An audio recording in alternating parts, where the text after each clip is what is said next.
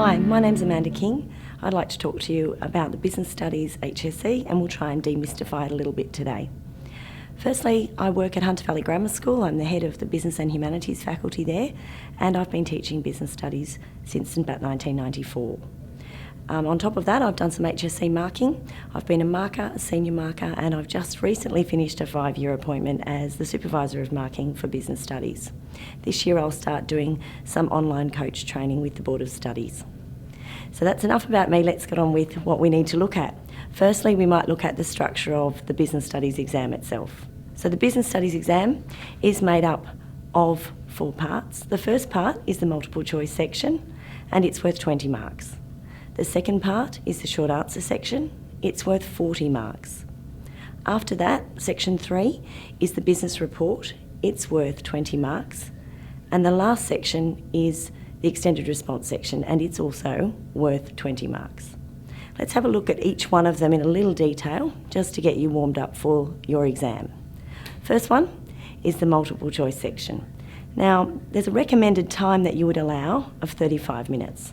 The Board of Studies recommend this time for you simply because they divide the 100 marks of the paper into how many marks for each section. So for this one, 20 marks, they're recommending you spend 35 minutes.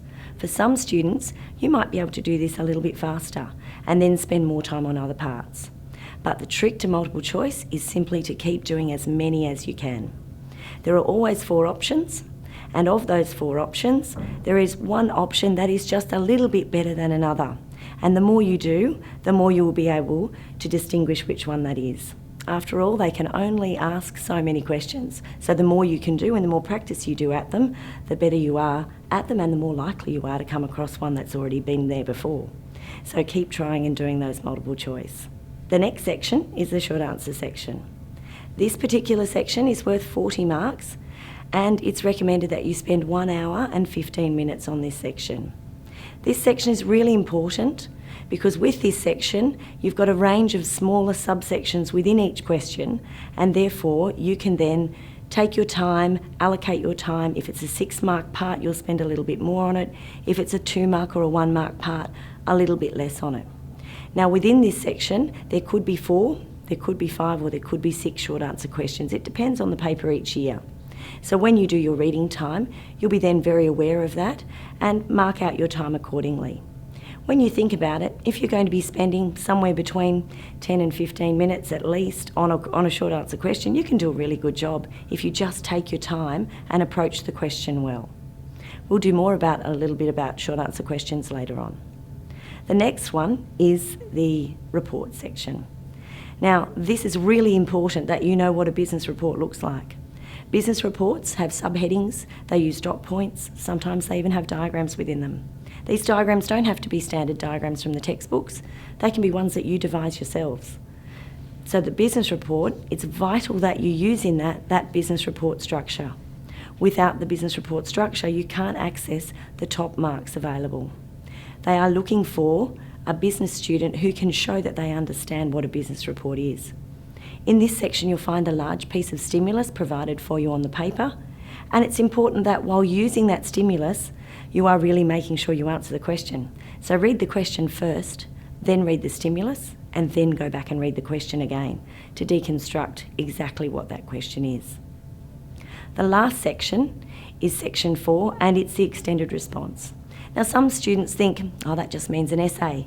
It might for some, but for others it might actually mean they'll even use report format. You're not marked down in business studies in the extended response section if you do use a report format, but it's just an extended piece of writing, this last part. It is absolutely vital that you include case studies.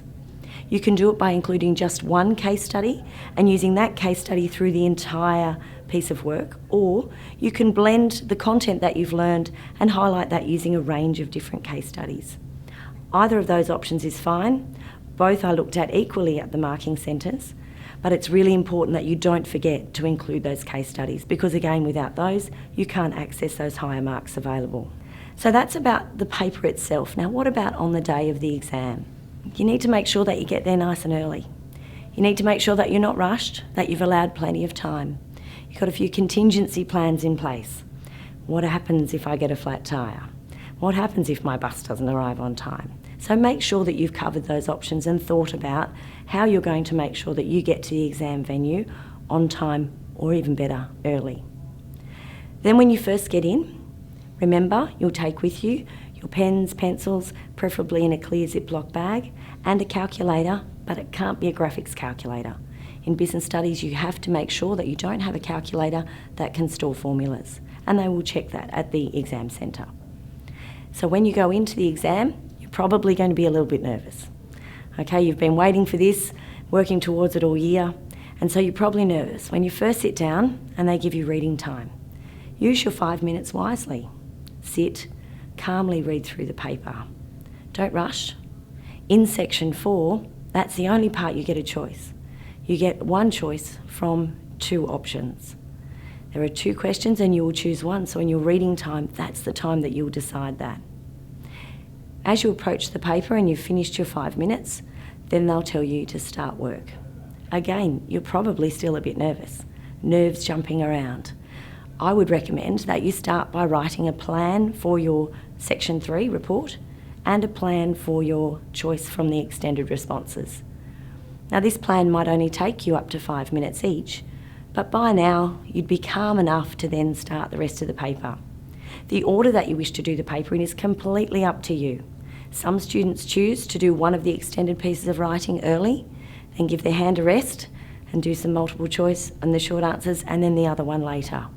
Or you might like to do the paper just as it is, multiple choice, short answer, report, and then an extended piece of writing.